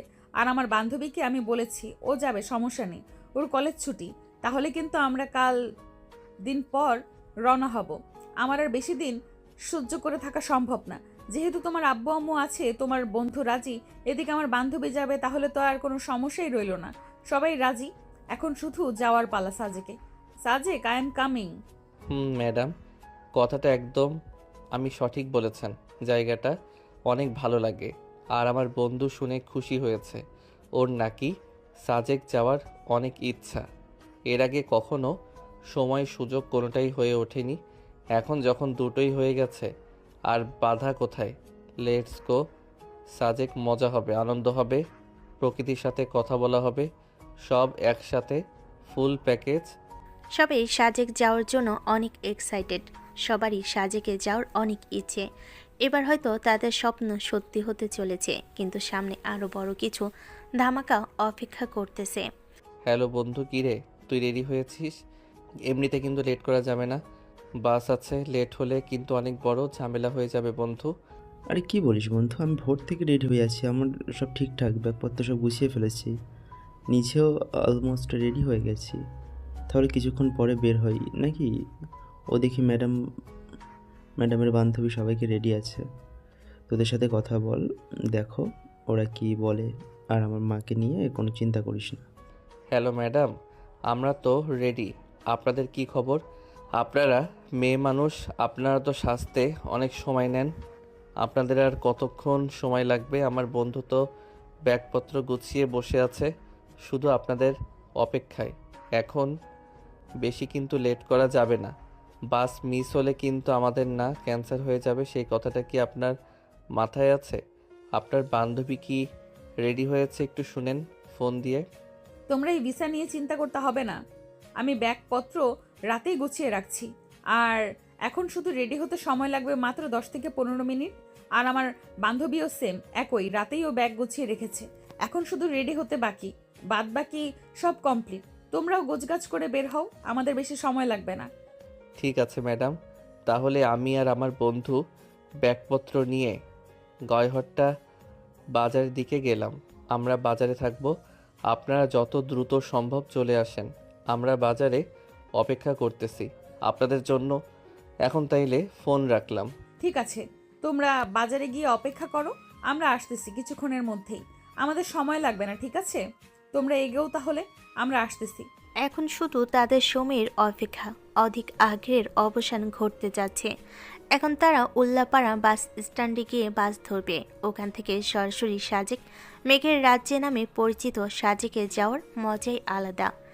এইদিকে তাসফিয়া এবং তাসফিয়ার বান্ধবী রেডি হয়ে বাজারে চলে আসছে। এখন তারা উল্লাপাড়ার দিকে রওনা হবে। ইরফান, জায়গাটা অনেক সুন্দর না? কত সুন্দর পরিবেশ, হিমেল হাওয়া বইছে, প্রাকৃতিক সৌন্দর্য দেখতে কার না ভালো লাগে বলো? সত্যিই আজকে অনেক ভালো লাগতেছে। আমার এর পেছনে অবশ্য তোমার অনেক বড় অবদান আছে। তুমি যদি রাজি না হতে তাহলে কখনোই সম্ভব হতো না। তোমার জন্যই আজকে আমার সাজেকে আসার স্বপ্ন পূরণ হলো। আরে কিছু বলেন না, আপনি আমার আগে সিনিয়র মানুষ, তার উপর আবার ম্যাডাম। আপনি একটা আবদার করছেন, আমি সেটা কখনো হতে পারে? আর আমারও তো সাজেকে আসার অনেক ইচ্ছা ছিল। আপনার ওসিলাতে আমার স্বপ্ন পূরণ হয়ে গেল। দেখুন না জায়গাটা কত সুন্দর, মনে হচ্ছে সারা জীবন এখানে থেকে যাই। কিন্তু কি করার, যেতে তো আমাদের হবেই। কিন্তু এই প্রকৃতির মাঝে থেকে যেতে মন চাচ্ছে না, মনে হচ্ছে প্রকৃতির মাঝে হারিয়ে যাই। এখানে আসার পেছনে অনেক বড় একটা মিথ্যা লুকিয়ে আছে, যে মিথ্যেটা সত্য করার জন্য আজকে আমাদের এখানে আসা। আমি এখন তোমাকে এমন একটা কথা বলতে যাচ্ছি, সেটা শুনে তুমি হয়তো বেশ অবাক হবে, হয়তো আমার উপরে অনেক রাগও করবে, কিন্তু এটা বলার জন্যই আমি অনেক অপেক্ষা করেছি। আর না, আজকে আমাকে সেই কথাটা বলতেই হবে। কি বলেন, আপনার কথাগুলো তো আমার মাথার উপর দিয়ে যাচ্ছে। আপনি কি বলতেছেন আমি তো ঠিক কিছুই বুঝতে পারতেছি না। কি এমন সত্যি কথা যেটা বলার জন্য আপনি আমাদের সবাইকে সাজেকে নিয়ে আসলেন? আপনার কথা কিন্তু আমার মাথার উপর দিয়ে যাচ্ছে। প্লিজ একটু ভালো করে বলুন, আমার তো টেনশন আরও বেড়ে যাচ্ছে। ইরফান, আসলে আমি বলতে চাচ্ছিলাম যে আমি তোমাকে যেদিন কোচিংয়ে প্রথম দেখেছিলাম, সেদিন তোমাকে প্রথম দেখাতে আমি তোমাকে ভালোবেসে ফেলেছি, কিন্তু কখনো সাহস হয়নি তোমাকে বলার। কিন্তু আজকে এইটাই সুযোগ, এইরকম সুযোগ আর কখনো পাবো না। আমি তোমার বউ হতে চাই, তোমার কাছ থেকে ভালোবাসা চাই, তোমার মনের ভেতর থাকতে চাই। I love you. প্লিজ আমার ভালোবাসা তুমি ফিরিয়ে দিও না। কথাগুলো শুনে যেন ইরফানের মাথায় সাজেকের সেই সুন্দর মনোরম প্রাকৃতিক পরিবেশের মধ্যে তার মাথার উপর আকাশ ভেঙে পড়ার মতো অবস্থা। কি থেকে কি হয়ে গেল সেটা কখনো কল্পনাও করতে পারে নাই যে এমন কিছু হতে পারে। সেই সময় তার বন্ধুর কথা তার খুব মনে পড়ছিল। তার বন্ধু তাকে বলেছিল ম্যাডাম নাকি তাকে লাইক করে। আজকে কথাটা সত্য হয়ে গেল, কিন্তু ইরফান এখনও বুঝতে পারতেছে না এটা কি করে হলো। আমাকে ম্যাডাম কি করে বলতে পারলো? কি বলতেছেন এগুলো ম্যাডাম? আপনার মাথা কি ঠিক আছে? আপনি হুঁশে আছেন তো? আপনি কি আদৌ বুঝতে পারতেছেন আপনি কি কথা বলতেছেন আমাকে? এটা কিভাবে সম্ভব বলেন? আপনি আবার একজন সিনিয়র মানুষ, তারপরও আপনি আমার ম্যাডাম হন। আপনি এ কথা কি করে বলতে পারেন? আমার তো মাথায় কাজ করতেছে না। দেখো ইরফান, আমি যা বলতেছি সব ভেবেই বলতেছি। আমি আন্দাজে কোনো কথা তোমাকে বলিনি। তোমাকে আমার অনেক ভালো লাগে, আমার এত ভালো লাগে, কখনো কাউকে লাগেনি এর আগে। কিন্তু তোমাকে প্রথম দেখাতেই আমি তোমার প্রেমে পড়ে যাই, কিন্তু কখনো বলার সাহস হয়ে ওঠেনি। আমি মনে মনে ভেবেছিলাম যে এইভাবে সম্ভব না, আমাদের দূরে কোথাও যেতে হবে, সেটাই হবে আমাদের জন্য পারফেক্ট জায়গা। সেখানে আমি তোমাকে প্রপোজ করব। আজকে আমার সেই দিন, তুমি আমাকে ফিরিয়ে দিও না। না না ম্যাডাম, এটা সম্ভব না। আমি কখনো এটা পারবো না। প্লিজ আপনি বোঝার চেষ্টা করুন। আপনি যে সম্পর্কের কথা বলতেছেন, এই সম্পর্ক কেউ কখনো মেনে নেবে না। আমার আব্বু আম্মু যদি জানতে পারে যে আমাদের মধ্যে এমন কিছু চলতেছে, তাহলে আমাকে একদম মেরে ফেলবে। ভাবছিলাম সাজেক এসে অনেক আড্ডা দিব, প্রকৃতির মাঝে হারিয়ে যাব, খাওয়া দাওয়া করব। কিন্তু আপনি এমন একটা কথা বলেন যেটা শুনে আমার সব আনন্দ খুশি কোথায় যেন হারিয়ে গেল। এটা কখনো সম্ভব না। আপনি একটু বোঝার চেষ্টা করুন, সমাজ পরিবার কেউ আমাদের এই সম্পর্ক মেনে নেবে না। প্লিজ। দেখো ইরফান, সমাজের দোহাই দিও না। সমাজ শুধু সমালোচনাই করতে পারে, সমাজ কি আমাকে বা তোমাকে খাওয়াতে পারবে সেটা কিন্তু মনে করবে না। আর বাকি রইল তোমার আব্বু আম্মু, আমি বোঝাবো তাদের, আমার পরিবার বোঝাবে তাদের, তারা বুঝে যাবে। শুধু তুমি রাজি হয়ে যাও, প্লিজ তুমি রাজি হও। সবাইকে রাজি করানোর দায়িত্ব আমার। তোমাকে আমি অনেক ভালোবাসি, আমি কখনো কাউকে আগে ভালোবাসিনি, কাউকে আমার এমন ভালোই লাগেনি। কিন্তু কেন জানি না তোমাকে প্রথম দেখাতেই আমার অনেক ভালো লেগে গেছে। তোমাকে যেন আমি ভুলতে পারতেছি না। উঠতে বসতে শুইতে সব সময় যেন তোমার কথাই মাথায় আসে। তোমাকে ছাড়া কিছুই বুঝতে পারছি না। দেখুন ম্যাডাম, আমার বাবা মাকে সম্পর্ক মেনে নেবে না, আর আপনি বলতেছেন সমাজের কথা। সমাজ আমাদের খাওয়াতে পড়াতে না পারলেও একটা জিনিস খুব ভালো পারে, সেটা হলো সমালোচনা করতে। আর প্রতিদিন যদি আমার আব্বু আম্মুর সমালোচনা শুনে তাইলে তাদের কি পরিমাণ কষ্ট হবে আপনি একটু ভাবতে পারতেছেন? একটু ভেবে দেখুন তো তাদের উপর দিয়ে কি ঝড় বইবে। দেখো ইরফান, হয়তো কিছুদিন একটু প্রবলেম হবে, কিন্তু ধীরে ধীরে সব ঠিক হয়ে যাবে। কারণ সমাজ একটা ঘটনা বেশি দিন মনে রাখে না। কিছুদিন হয়তো এগুলো সমালোচনা হবে, কিন্তু ধীরে ধীরে সব ঠিক হয়ে যাবে। কিন্তু আমি যে তোমাকে ভালোবাসি, তুমি আমাকে ছেড়ে চলে যাও, তাহলে আমি সেটা কখনোই ভুলতে পারবো না। কারণ তোমাকে ভোলা আমার পক্ষে সম্ভব না। আমি তোমাকে এতটা পরিমাণে ভালোবেসে ফেলেছি, আগে আমার এত ভালো কাউকে লাগেনি। তোমাকে প্রথম দেখাতেই আমি নিজের থেকেও বেশি ভালোবেসে ফেলেছি। তোমাকে জানি না কেন এত ভালোবাসি। তোমাকে যদি বলতে বলো কি দেখেছেন আমার মধ্যে, আমি সেটা বলতে পারবো না। শুধু একটা কথাই বলতে পারবো, তোমাকে আমি অনেক ভালোবাসি। আচ্ছা ম্যাডাম, অনেক কথা হয়েছে, এখন রুমে গিয়ে একটু রেস্ট নেন। কিছুক্ষণ পর এই বিষয়ে কথা হবে। এখন একটু খারাপ লাগতেছে, মাথা কাজ করতেছে না, একটু রেস্ট নেই। রুমে গিয়ে বসে থাকি, তারপরে সব বিষয়ে আমার কথা হবে। আমি একটু ভেবে দেখি। ইরফান বুঝতে পারছে না হঠাৎ করে তার ম্যাডামের মনে তার প্রতি এত ভালোবাসা কোথা থেকে জন্মালো। সে একটু আন্দাজ করতে পারেনি যে ম্যাডাম এমন কিছু করবে, কারণ সে কখনো এভাবে ভেবে দেখেনি। সে শুধু ভাবছে এখন কি হবে। ম্যাডামের কথায় রাজি না হলে, ম্যাডাম উল্টাপাল্টা যদি কিছু করে ফেলে, আবার ম্যাডামের সাথে সম্পর্ক জড়িয়ে পড়ে যদি তার আব্বু আম্মু তাকে বাড়ি থেকে বের করে দেয়, তাহলে কি হবে তখন? সে কথাগুলো ভাবতে ভাবতে রুমের মধ্যে গিয়ে শুয়ে পড়ল। কিরে বন্ধু, এভাবে হঠাৎ এসে শুয়ে পড়লি? তোখানে দেখলাম ম্যাডামের সাথে দাঁড়িয়ে কথা বলছিস। কি কথা হলো তোদের? আর মামা, জামাটা কিন্তু অনেক সুন্দর, খুব ভালো লাগছে। অনেকদিন পর এমন একটা জায়গা আসলাম। সাজেকের আসার অনেক ইচ্ছে ছিল, চলো বাইরে দিয়ে ঘুরে আসি। না বন্ধু, তুই যা, আমার অনেক খারাপ লাগতেছে, একটু শুয়ে থাকি। আমার এখন একটুও ভালো লাগতেছে না, বাইরে যাওয়ার মতো মুড নেই। কিরে মামা, হঠাৎ কি হলো তোর? এই একটু আগে তো সব ঠিক ছিল, হঠাৎ কি এমন হয়ে গেল? তো শরীর খারাপ হয়ে গেল, ঘুরতে যেতে চাচ্ছিস না, মুড নাই বলছিস? কিছু হয়েছে নাকি, খুলে বল। কি আর বলবো বন্ধু, তোর কথা। আমি সত্যি হয়ে গেল, ম্যাডাম আজকে আমাকে প্রপোজ করছে। এখন আমি কি করব বুঝতে পারতেছি না। যদি ম্যাডামের প্রস্তাবে রাজি না হয়, তাহলে ম্যাডাম তো উল্টাপাল্টা কিছু করে ফেলে। আবার তার প্রস্তাবে রাজি হয়ে গেলে আব্বু আম্মু যদি আমাদের বাড়ি থেকে বের করে দেয়, আমাকে ছেলে হিসাবে যদি মেনে নেয়, তাহলে কি হবে? আমার বল, মাথা কাজ করতেছে না। আমি জানতাম বন্ধু, আমি তোকে বলছিলাম না তুমি এরকম কিছু একটা হবে। আমি অনেক আগেই সন্দেহ করেছিলাম, কারণ আমাদের কখনো ম্যাডাম এত প্রায়োরিটি দেয়নি যত প্রায়োরিটি তোকে দিয়েছে। আর আমাদের কখনো ঘোরার কথা বললো না, আর তোকে হঠাৎ এত দূরে সাজাকে ঘোরার জন্য আসতে বললো। তখনই আমার অনেক ঘাটার লেগেছিল, কিন্তু তুই তো আমার কথা বিশ্বাস করছিলি না। এখন কি করবি? আমার তো মাথা কাজ করছে না। কথাটা শুনে তো মাথার উপরে যেন আকাশ ভেঙে পড়লো। এটা কিভাবে সম্ভব? আমিও বুঝতে পারতেছি না বন্ধু, এখন কি করব। আমার মাথা কাজ করতেছে না। তুই একটু ভেবে দেখ কি করা যায়, আমার মাথায় কিছুই আসতেছে না। আমি বলি কি বন্ধু, ম্যাডামকেও কিন্তু দেখতে অনেক সুন্দর। কি ম্যাডামের প্রস্তাবে রাজি হয়ে যা, পরে বিষয়গুলো পরে দেখা যাবে।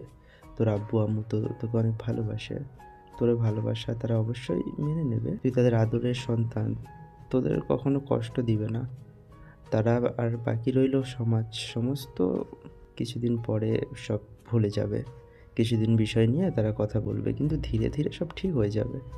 কিন্তু একবার যদি ম্যাডাম কিছু করে ফেলে, তখন কি হবে বল? সবই ঠিক আছে বন্ধু, আসলে কপালটা আমার খারাপ।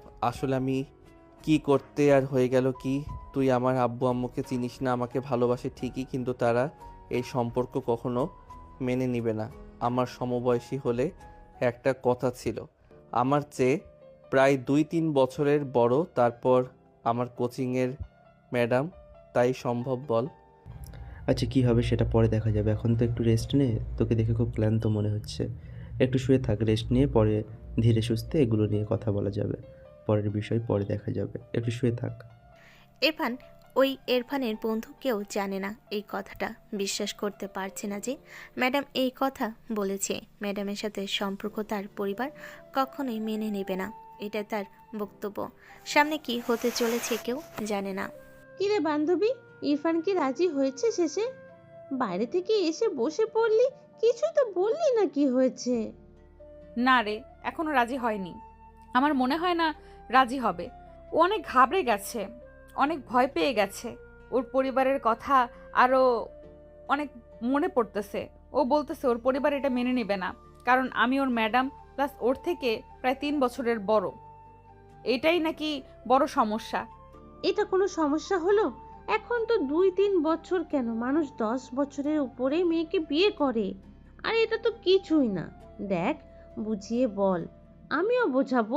কিছুক্ষণ পর বের হয়ে বুঝিয়ে শুনিয়ে রাজি করাতে হবে। আমি তো জানি তুই ওকে কতটা ভালোবাসিস, কিন্তু সব সময় আমাকে এসে ওর কথা বলতিস। এভাবে ওকে রাজি করাবো। হাজার হলেও তুই আমার একমাত্র বান্ধবী। বন্ধু চল বাইরে যাই, এখন একটু ভালো লাগতেছে। বিয়েতে একটু ম্যাডামকে বোঝাবে এই সম্পর্ক কেউ মেনে নেবে না। আমাকে ভুলে যেতে বল, আমি তোর যোগ্য না। আর আমি তো চাকরি বাকরি কিছুই করি না, আমি বেকার।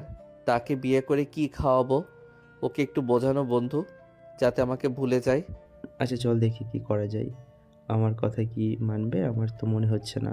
তারপর চেষ্টা করতে তো বাধা নেই, যতদূর সম্ভব চেষ্টা করব বোঝানো। না বুঝলে কি করব বল? দুইজন বাইরে যাচ্ছিল। সামনে তাকিয়ে দেখে তাসপিয়া ও তাসপিয়ার বান্ধবী একসাথে দাঁড়িয়ে আছে। তারা কিছু একটা কথা বলতেছে। তারা সেখানে চলে গেল হাঁটতে হাঁটতে। দেখুন ম্যাডাম, আপনি যেটা বলতেছেন সেটা কখনো সম্ভব না। আপনারা ইরফানের বয়সের পার্থক্যটা একবার দেখুন। আপনারা 3 বছরের ছোট বড়, তার উপর সবচেয়ে বড় যেটা বিষয় সেটা হলো আপনি হলেন ওর ম্যাডাম। আর ম্যাডামকে কেউ বিয়ে করে, এমন কথা শুনেছেন কখনো? মানুষ শুনলে কি বলবে? সবাই শুধু সিচি করবে। তখন ইরফানের আব্বু আম্মার মান সম্মান কোথায় গিয়ে দাঁড়াবে? আপনি একটু বোঝার চেষ্টা করুন। দেখো, এটা কোনো বিষয় না। মানুষ কিছুদিন মনে রাখবে, তারপরে ধীরে ধীরে সবাই সব কিছু ভুলে যাবে। কিন্তু আমাদের সম্পর্ক যদি একবার বিচ্ছেদ হয়ে যায়, আমি কখনোই ইরফানকে ভুলতে পারবো না, কারণ ওকে আমি অনেক ভালোবাসি। ও এখন আমার এই পৃথিবী। ওকে ভুলা আমার পক্ষে সম্ভব না। আর ওর পরিবারকে আমি রাজি করাবো। আমার কথা আরও বুঝবে। আমি তাদের মেয়ের মতো। আপনি একটু বোঝার চেষ্টা করুন ম্যাডাম, আমার চেয়ে অনেক ভালো ছেলে আপনি পাবেন। আর আমার মধ্যে এমন কি আছে? আমি না করি কোনো চাকরি বাকরি, আমি একটা বেকার ছেলে। আপনি আমার প্রেমে পাগল হলে তো চলবে না। খাওয়াবো কি করে? দেখো, এসব বাহানা দিয়ে কোনো লাভ আছে? আমি ইনকাম করি, আমার ইনকামে সংসার চলবে। আর তুমি পড়াশোনা শেষ করে তুমি একটা চাকরি বাকরি জোগাড় করে নিবে। এটা কোনো প্রবলেম হলো? আমি শুধু তোমার কাছে থাকলে সুখে থাকবো। খাওয়া দাওয়াটা বড় বিষয় না। বড় বিষয় হচ্ছে আমি তোমার কাছে থাকতে চাই, তোমার সাথে একবার এসে ঘুমাতে চাই। আমি তোমাকে ছাড়া বাঁচতে পারবো না। প্লিজ, তুমি আমার কথাটা একটু বোঝার চেষ্টা করো। দেখুন ম্যাডাম, আপনি এরকম পাগলামি করলে হবে না। আমি আপনাকে বউ হিসেবে গ্রহণ করতে পারবো না। আমার পরিবার আছে, আব্বু আম্মু ভাই সমস্ত বাদ দিলাম। আমার আব্বু আম্মু তো আমাকে ঘর থেকে বের করে দিবে। এই কথা জানতে পারলে আপনি আমাকে ভুলে যান। আমি আপনাকে মানতে পারবো না। আর আমি আজকে বাড়িতে চলে যাব। আমার ঘরের শখ মিটে গেছে, আমাকে আর ডিস্টার্ব করেন না প্লিজ। আপনি আপনার মতো থাকেন, আমাকে আমার মতো থাকতে দেন। ইরফানের এরকম উচ্চস্বরে গরম গলায় কথা বলাটা যেন তাসপিয়া কেমন যেন হয়ে গেল। হঠাৎ তাসপিয়া মাথা ঘুরে পড়ে যায়। পড়ে গিয়ে পাথরের সাথে মাথা লেগে মাথা ফেটে যায়। সঙ্গে সঙ্গে তাসপিয়া অজ্ঞান হয়ে যায়। এখন সবাই দৌড়াদৌড়ি শুরু করে দিয়েছে। দ্রুত ডাক্তারের কাছে নিয়ে যেতে হয়। বন্ধু তাড়াতাড়ি কোনো অ্যাম্বুলেন্সে ফোন দেই। ওর অবস্থা কিন্তু অনেক খারাপ হয়ে যাচ্ছে, মাথা দিয়ে অনেক রক্ত বেরোচ্ছে। তাড়াতাড়ি ফোন দে, বেশি দেরি হলে কিন্তু বিশাল একটা প্রবলেম হয়ে যাবে। ম্যাডামের ক্ষতি হয়ে যেতে পারে। যত ফার্স্ট অ্যাম্বুলেন্স নিয়ে আসেক। ইরফান, ম্যাডামের আব্বু আম্মুকে জানানো অনেক জরুরি। তাদের কিন্তু জানাতেই হবে। পরে যদি আবার বলে যে তোমরা আমাদের কিছু জানাও নাই, ওটা কিছু হওয়ার আগেই তাদের জানানো ভালো। নাকি কি বলিস তুই? হ্যাঁ বন্ধু, তুই একদম ঠিক কথা বলেছিস। ম্যাডামের আব্বু আম্মুকে ফোন করে বিষয়টা জানাতে হবে। তা না হলে পরে যদি আবার কোনো সমস্যা হয়ে যায় সেখানে আমাদের অনেক বড় প্রবলেম হয়ে যাবে। হ্যাঁ ঠিক বলেছিস তুই, তাদের ফোন করে বল যে আমরা ওকে নিচে করে ঢাকায় নিয়ে যাচ্ছি। ঢাকা মেডিকেলে ভর্তি করতে হবে ওকে, যত দ্রুত সম্ভব তাদের চলে আসতে বল। হ্যালো আঙ্কেল, আসসালামু আলাইকুম। আমি তাসফিয়া ম্যাডামের স্টুডেন্ট। আমরা একসাথে ঘুরতে আসলাম। ম্যাডাম হঠাৎ মাথা ঘুরে পড়ে যাওয়াতে পাথরের সাথে মাথা লেগে ম্যাডামের মাথা ফেটে যায়। এতে অনেক রক্ত পড়তেছে। আমরা এখন তাকে ঢাকা মেডিকেলে নিয়ে যাচ্ছি। আপনারা যত দ্রুত সম্ভব ঢাকা মেডিকেলে চলে আসবেন। আপনিও তাড়াতাড়ি চলে আসেন। আর এখনই, এর চেয়ে বেশি কথা বলার পরিস্থিতি এখনও নেই। আপনারা আসেন, তারপরে কথা হবে। আসসালামু আলাইকুম। ইরফান অনেক ভয় পেয়েছে। সে মনে মনে ভাবতেছে, কেন যেন রাজি হলাম না। যদি রাজি হতাম তাহলে এখন এমন কিছুই হতো না। ম্যাডাম মাথা ঘুরে পড়ে যেত না, আর না তার মাথা ফেটে যেত। এখন কি হবে? সবাইকে কি জবাব দেবে? এখন এদিকে তাসফিয়ার জ্ঞান ফিরছে না। তার মেডিকেলের কাছাকাছি চলে এসেছে। ডাক্তার সাহেব, আপনি তাড়াতাড়ি আমাদের ম্যাডামকে একটু দেখুন। ম্যাডাম মাথা ঘুরে পড়ে যাওয়ায় পাথরের উপর মাথা লেগে মাথা ফেটে রক্ত পড়তেছে। আপনি একটু তাড়াতাড়ি চেক করুন প্লিজ। টাকা পয়সা নিয়ে আপনি ভাববেন না। সবই তো বুঝতে পেরেছি। দেখে তো মনে হচ্ছে অবস্থা খারাপ। তোমাদের আগেও কোনো মেডিকেলে ভর্তি করা উচিত। ছেলের এত দূরে নিয়ে আসার কারণে রক্ত বেশি পড়ে গেছে। এখন দেখা যাক, আমাদের ফুল প্রচেষ্টা থাকবে। আপনারা বাইরে অপেক্ষা করুন। আমাকে কে ফোন দিয়েছিল? তুমি? কি হয়েছে তাসফিয়া? বলতেছিল কেন, কি হয়েছে? আসলে ম্যাডাম কথা বলতে হঠাৎ মাথা ঘুরে পড়ে যাওয়ায় পাথরের সাথে মাথা লেগে মাথা ফেটে যায়। এতে রক্ত বের হয়। সঙ্গে সঙ্গে ম্যাডাম অজ্ঞান হয়ে যান। আমরা দ্রুত আর মনে নিয়ে তাকে ঢাকায় নিয়ে আসি। এখন তাকে ডাক্তার চিকিৎসা করতেছেন। আমাদের বাইরে অপেক্ষা করতে বলছে। এত কিছু হয়ে গেল আর আমাকে বললে না? একটা বড় তোমাকে তো তখন থেকেই বললাম যে কি হয়েছে কি হয়েছে, তুমি তো কিছুই বললে না। তুমি শুধু বললে আপনি তাড়াতাড়ি ঢাকা মেডিকেলে আসেন। আসলে আন্টি, তখন বলার মতো কোনো পরিস্থিতি ছিল না, কারণ তখন ম্যাডামের অবস্থা অনেক খারাপ ছিল। এর মধ্যে মাথা কাজ করতেছিল না। কি করব না তাই সব কথা বলতে পারিনি। আপনি তো বুঝতেই পারতেছেন আমাদের সিচুয়েশনটা। দেখুন, আপনারা বেশি চিন্তা করবেন না। রোগী এখন আগের থেকে অনেকটা সুস্থ আছে। তার মাথা যেখানে ফেটে গেছিল সেখানে আমরা সেলাই করে দিয়েছি। এখন আগের থেকে অনেক বেটার ফিল করতেছে। আপনারা এখন তার সাথে দেখা করতে পারবেন না। আপনাদের 1 ঘন্টা অপেক্ষা করতে হবে। তার জ্ঞান ফিরলে আপনারা তার সাথে দেখা করিয়েন, সমস্যা নেই। এখন সে অনেক সুস্থ আছে। ইরফান এবং ইরফানের বন্ধু তাসফিয়ার বান্ধবী, তারা সবাই একটা কথায় লুকাচ্ছিল যে আসলে তাসফিয়া কেন মাথা ঘুরে পড়ে গেছিল। বিষয়টা এখনও জানাজানি না হলেও বাড়ি যাওয়ার পরে বিষয়টি জানাজানি হবে। কিরে মা, কি এমন হয়েছিল তোর যে মাথা ঘুরে পড়ে গেলি, তাও আবার পাথরের উপর? তুই তো আগে কখনো এমন মাথা ঘুরে পড়ে যাসনি। হঠাৎ কি হলো তোর, মাথা ঘুরে পড়ে গেলি? শরীর কি খুব দুর্বল হয়েছে? সেজন্য তোকে বললাম যে দূরে কোথাও ঘুরতে যাস না। তুই তো আমার কথা শুনলি না। একটুর জন্য বড় কোনো অঘটন ঘটেনি।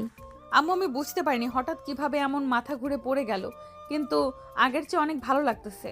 আমি পড়ে যাওয়ার সাথে সাথে যেন আমি জ্ঞান হারিয়ে ফেলি। জ্ঞান ফেরার পর আমি দেখি আমি হসপিটালে। ইরফান বন্ধ। আমার বান্ধবী না থাকলে হয়তো আমার বড় কোনো অঘটন ঘটে যেত। ওরা পাশে ছিল বলেই এখন আমি সুস্থ আছি। বন্ধু, কি করব? আমি কি ভিতরে যাব নাকি যাব না বলতো? কি করব আমি তো বুঝতে পারতেছি না। যদি ম্যাডামের আম্মু সব জায়গায় যায় তাইলে তো এখানে তুল বেঁচে যাবে। আপাতত থাক, পরিস্থিতি একটু ঠান্ডা হোক। আর ম্যাডামের আম্মু যখন বাইরে আসে তারপরেই তো ভিতরে যাস। এখন যাওয়াটা ঠিক হবে না। এখন গেলে যদি সব কিছু তাসফিয়া ম্যাডাম বলে দেয় তখন ঝামেলা হয়ে যাবে তার চেয়ে বরং ম্যাডামের আম্মু বের হলে তারপর ভিতরে যাস। ইরফান ও ইরফানের বন্ধু অনেক চিন্তায় পড়ে গেল। কি হবে এখন যদি তাসফিয়া ম্যাডাম সব বলে দেয়? তাহলে তো ঝামেলা আরও বেড়ে যাবে। আর যদি ইরফানের আব্বু আম্মু শুনতে পারে ঘটনা, তাহলে তো ইরফানের খবর আছে। কথাগুলো ভাবতে ভাবতে তাসফিয়ার আম্মু বাইরে বেরিয়ে আসলো। পরে যাও তোমরা ভেতরে যাও, তোমাদের ডাকতেছে। আমি একটু ডাক্তারের সাথে কথা বলে আসি। তোমরা গিয়ে কথা বলো, তোমাদের দেখলে অনেক ভালো লাগবে। প্রথম থেকে শুধু তোমাদের কথা বলতেছি, গিয়ে তোমরা দেখা করে যাও। যাক বন্ধু, ম্যাডাম হয়তো কিছু বলেনি, ভুলে কখনো কি অবস্থা হয়ে গেছে। চলে এখন গিয়ে দেখি ম্যাডামের কি অবস্থা। ম্যাডামের আম্মু বলল আমাদের নাকি খুঁজতেছে। হ্যাঁ বন্ধু, তুই একদম ঠিক কথা বলেছিস। চল গিয়ে দেখে আসি কী অবস্থা। আমি তো অনেক ভয় পেয়ে গেছিলাম। যাক আলহামদুলিল্লাহ, এখন যে সুস্থ আছে সেটা শুনে অনেক ভালো লাগছে। ম্যাডাম এখন কেমন আছেন? শরীর এখন আগের চেয়ে ভালো লাগতেছে কি? তখন কি এমন হলো আপনার? আমি তো বুঝতেই পারলাম না, হঠাৎ অজ্ঞান হয়ে পড়ে গেলেন। পড়ে যাওয়ার সাথে সাথে আপনার মাথা ফেটে রক্ত বের হতে লাগবে। আমরা তো অনেক ভয় পেয়ে গেছিলাম। দ্রুত আপনাকে হসপিটালটি নিয়ে আসি। আমাকে নিয়ে এত চিন্তা করে কি লাভ তোমার? আমি বাঁচলেই বা কি, মরলেই বা কি? আমি মরে গেলেই তো তুমি খুশি হও, তোমার পথের কাঁটা সরে যায়। আমাকে তো তুমি চাও না। তো আমি সুস্থ থাকলেই তোমার কি, আর না থাকলেই তোমার কি? খুশি হওয়ার তো কোনো কারণ আমি দেখতে পারছি না। তোমার তো মন খারাপ হওয়ার কথা। দ্রুত আপনাকে হসপিটালে নিয়ে আসি। ম্যাডাম, আপনি এগুলো কী সব কথা বলতেছেন? আপনি মরে গেলে আমি খুশি হব, এটা আপনি ভাবলেন কি করে? আমি আপনাকে শুধু প্রেমের প্রস্তাব মানা করে দিয়েছি, তাই বলে এই নয় যে আপনাকে আমি পছন্দ করি না। অবশ্যই আপনাকে আমি ম্যাডাম হিসেবে অনেক পছন্দ করি, কিন্তু প্রেমিকা হিসেবে নয়। আর আপনি এটা কেমন কথা বললেন? আপনি মরে গেলে আমি খুশি হব? কথাটা শুনে অনেক খারাপ লাগলো ম্যাডাম। এতই যদি দুঃখ পেতে তাহলে আমার দুঃখকে তুমি দুঃখ পেতে আমাকে বোঝার চেষ্টা করতে। আমি যে তোমাকে ভালোবাসি সেটা কখনো ফিরিয়ে দিতে না। তুমি আমাকে ভালোবাসো না, আমাকে পছন্দ করো না, সেজন্যই তো আমার প্রস্তাবকে ফিরিয়ে দিয়েছো। আর এবার হয়তো বেঁচে গেছি, কিন্তু এর পরের বার হয়তো আর বেঁচে থাকবো না, কারণ এবার তো একটা অ্যাক্সিডেন্ট ঘটে গেছে। এরপরে আমি নিজেই নিজেকে শেষ করে দিব, কারণ যাকে আমি চাই তাকে পেলাম না। এই পৃথিবীতে থেকে আমার আর কোনো লাভ নেই, আমার মরে যাওয়াই ভালো। তোমাকে ভালোবাসি, তোমাকে যদি না পাই তাহলে আমি আর অন্য কাউকে পেতে চাই না, তাই নিজেকে নিজেই মেরে ফেলাই উত্তম। ম্যাডাম, এবার কিন্তু আমি খুব কষ্ট পাচ্ছি আপনার কথা শুনে। আপনি কথাগুলো কেমন করে বলতে পারতেছেন আমার জন্য? যদি আপনি আত্মহত্যা করেন সেটার জন্য দায়ী থাকবো আমি, আর আমি কখনো সেটা চাইবো না। আপনি বেঁচে থাকুন 1000 বছর, কিন্তু একটা জিনিস আপনি বুঝতে পারতেছেন না সেটা হলো আমাদেরই সম্পর্ক কেউ মেনে নিবে না। আপনি আমার চেয়ে অনেক ভালো ছেলে ডিজার্ভ করেন, এটা আপনাকে বুঝতে হবে। আমি তো ছোট একটা ছেলে, আপনি আমার চেয়ে অনেক সুন্দর হ্যান্ডসাম ছেলে পাবেন। আমার অন্য কাউকে চাই না, আমার তোমাকে চাই। আর বারবার ম্যাডাম ম্যাডাম করে বলতেছো কেন? তুমি করে বলো। তোমার মুখে তুমি করে শোনার আমার অনেক ইচ্ছা। যদি একবার তুমি আমাকে তুমি করে বলতে, হৃদয়টা প্রশান্ত হয়ে যেত।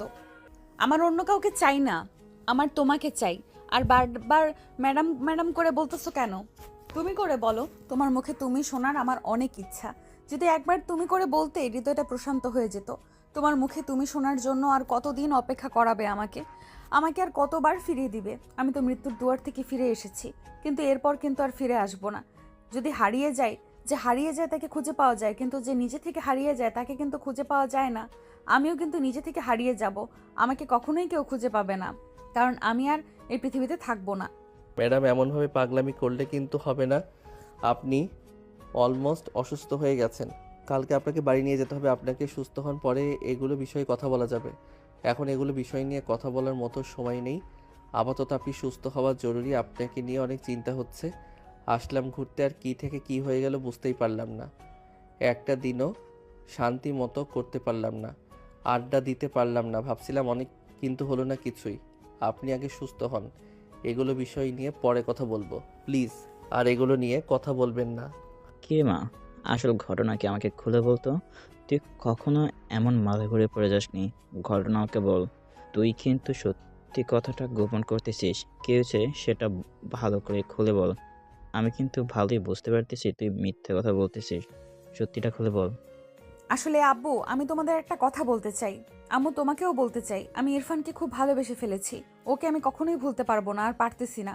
সেদিন যখন এই কথাটা বললাম, আমার মুখে না বলল যে পরিবার মেনে নেবে না, সমাজ মেনে নেবে না, আমাকে মুখের উপরে না বলে দিল।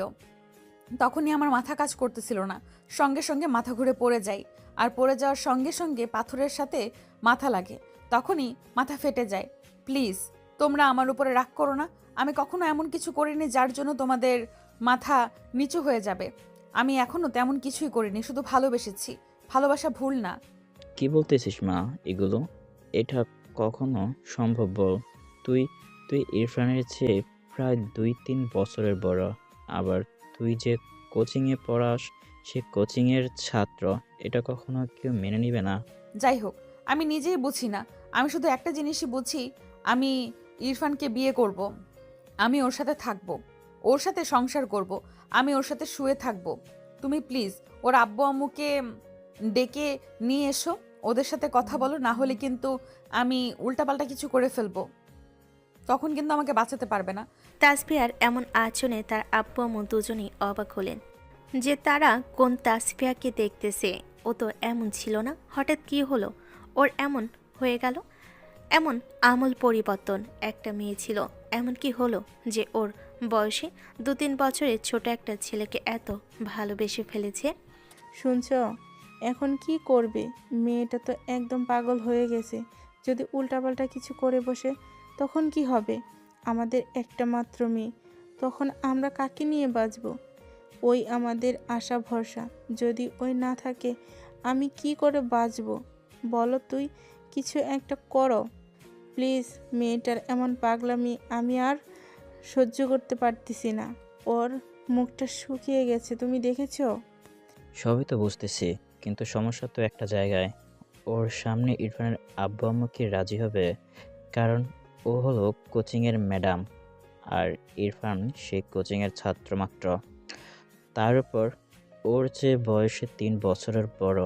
এখন তার পরিবার যদি না মানে, তাহলে আমার কিছু করার আছে বলতো? আরে কথাগুলো তো বলতেও লজ্জা লাগতেছে। এখন দেখো, যেভাবেই হোক ইরফানের আব্বু আম্মুকে রাজি করাতেই হবে। মেয়েটার মুখের দিকে তাকানো যাচ্ছে না। কি হয়ে গেছে ওর? কি মেয়ে ছিল আর কি হয়ে গেল ওর? কষ্টের আমার সহ্য হচ্ছে না। তুমি প্লিজ কথা বলো এরপর আম্মু আব্বুর সাথে। আচ্ছা, আমি আপাতত ইরফানকে ডাকতেছি, আগে ওর সাথে কথা বলতে হবে। ওর সাথে কথা বলে পরে ওর আব্বু আমাকে ফোন দিয়ে ডেকে নিয়ে আসবো, পরে ওদের সাথে কথা বলা যাবে। হ্যালো ইরফান, কোথায় তুমি বাবা? আমি তাসফিয়ার আব্বু বলছি। যদি একটু আমাদের বাসায় আসতে অনেক ভালো হতো, তোমার সাথে কিছু কথা ছিল। ঠিক আছে আঙ্কেল, আমি আসতেছি। আমি অবশ্য আপনি না বললে যেতাম। ম্যাডামকে দেখতে যেতে হবে, তো সে কালকে কথা হয়েছে, এর মধ্যে আপনার ফোন দিয়ে ফেললেন। 5-10 মিনিটের ভিতরে। এসো ইরফান, এসো। তোমাদের আঙ্কেল ঘরের মধ্যে বসে আছে, যাও, তোমার সাথে নাকি কথা বলবে। কি আর বলবো বলো, সব তো জানোই তুমি। তোমাকে আর নতুন করে কি বলবো? এখন আমার মেয়েটা তো পাগল হয়ে যাচ্ছে বাবা। ওর মুখের দিকে তাকানো যাচ্ছে না। একটা বার আমার মেয়ের মুখের দিকে তাকিয়ে কি এই প্রস্তাবে রাজি হওয়া যায় না? আঙ্কেল আমি আর কি বলবো বলেন, আমার আব্বু আম্মু আছে, আপনি ওদের সাথে কথা বলেন। শুধু আমি রাজি হলে তো হবে না, আমার আব্বু আম্মুর তো রাজি হতে হবে। আর আঙ্কেল আমি রাজি আছি, আমিও ম্যাডামকে অনেক ভালোবেসে ফেলেছি। সেটা শুধু বলতে লজ্জা, তাই বলিনি কখনো। কিন্তু আম্মু তাসফিয়াকে অনেক ভালোবেসে ফেলেছি, শুধু লজ্জাতে বলতে পারিনি কখনো। তুমি যে রাজি সেটা তো আমি জানতাম না, এখন মাত্র জানতে পারলাম। শুনে অনেক ভালো লাগলো, কিন্তু তুমি তো বুঝতে পারছো। আর তোমার আব্বু আম্মুর নাম্বারটাও দাও, আমি ফোন দিয়ে আসতে বলতেছি, ওদের সাথে কথা বলি। ঠিক আছে, তাহলে আমি নাম্বার দিচ্ছি। আমার আব্বু আম্মুর সাথে কথা বলেন, তাদের আসতে বলেন, তাদের সাথে বসে কথা বলেন। হ্যালো, আসসালামু আলাইকুম। আমি তাসফিয়ার আব্বু। আপনার ছেলে যে কোচিং সেন্টারে পড়ে, সেখানকার শিক্ষিকা। আপনাদের সাথে কিছু কথা ছিল। যদি একটু কষ্ট করে আমার বাড়িতে আসতেন, তাহলে অনেক খুশি হতাম। ইরফানের আম্মুকে সাথে নিয়ে আসবেন। সবই তো বুঝতে পারতেছি কিসের জন্য আমাদের যেতে বলতেছে, কিন্তু আমার মনে হয় না এটা কোনো সমাধান হবে। তবে আপনি যত বলতেছেন তাহলে আসতেছি কিছুক্ষণের মধ্যে। আসেন আসেন। এই তাসফিয়ার আম্মু, ওদের বসতে দাও। চা নাস্তা রেডি করো, সবাইকে চা দাও। বলেন কি বলতে চান? আমার ছেলের সাথে আমার কথা হয়েছে এই বিষয় নিয়ে। ওর সাথে অনেক রাগারাগি হয়েছে এই বিষয়ে। আমি চাচ্ছি আপনার সাথে রাগারাগি হোক, এটা কখনো সম্ভব না। কোচিংয়ের ম্যাডাম হয়ে কি করে ছাত্রের সাথে বিয়ে হয়? এটা কখনো সম্ভব? সমাজ কি বলবে? ইরফান বলল ও নাকি তাসফিয়াকে অনেক ভালোবাসে। একটা বোঝানোর চেষ্টা করুন ভাই, আমার মেয়েটাকে একটু দেখে আসেন, ওর অবস্থা একটু দেখেন, ওর খুবই খারাপ অবস্থা। ও বলতেছে যদি ইরফান কেউ না পায় তো আত্মহত্যা করবে, নিজের প্রাণ নিজে দিয়ে দিবে। এখন আমরা তো বাবা মা বলে, আপনার তো ইরফানের বাবা মা, যদি আপনাদের ছেলে আমার কথা বলতো তাহলে আপনারা কি বলতেন বলেন? আমাদের অবস্থা খুবই খারাপ, খাওয়া দাওয়া কিছুই নেই, অনেক চিন্তায় আছি। তাসফিয়া খাওয়া দাওয়া করতেছে না, ওষুধ খাচ্ছে না, এভাবে চলতে থাকলেও তো অসুস্থ হয়ে যাবে। সবই তো বুঝতে পারতেছি ভাই, কিন্তু আত্মীয় স্বজনকে কি বলবো? সমাজের মানুষ শুনলেই সি করবে। এখন কি করি বলেন? আমার ছেলে তো পাগলামি করতেছে, আর আপনার মেয়ে তো পাগলামি করে বসে আছে। এখন কি দিয়ে কি করি কিছুই বুঝতে পারছি না। এখন ভাই দেখেন, মেয়েও তো পুরো পাগল হয়ে গেছে ইরফানকে বিয়ে করার জন্য। এখন আমরা তো আর ওকে কম বুঝাইনি, কিন্তু বুঝতে চাচ্ছে না।